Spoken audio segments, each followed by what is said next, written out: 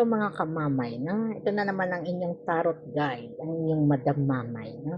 Kung ano man ang sitwasyon nyo, umaga o gabi, no? Bahala na lang kayo, ha? At kapag nakita ninyo to, ibig sabihin, ito'y para sa inyo. Timeless reading. Kung sa career man o sa love life, ang iniisip ninyo, o pwede rin sa ano, no? Sa mga pagbabago, yung mga gusto nyong baguhin, no? Sa inyong mga buhay, mga tulad ng mga pangarap, mga bagong tao sa buhay nyo na gusto nyong baguhin, ha? At bubunot na tayo ng ating mga card, no? Sa ngayon, good luck, ha? Sa mga card na ating mabubunot. Ayan. Ano-ano kaya itong ating mabubunot, ha? At talagang, medyo maganda yung mga card natin, ha? Nilaan talaga natin yan dyan, ha? Meron tayong, ano, no?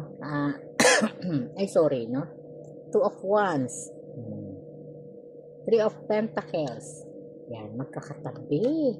No, talagang ito yung mga no, tsaka Ace of Wands, King of Swords, no?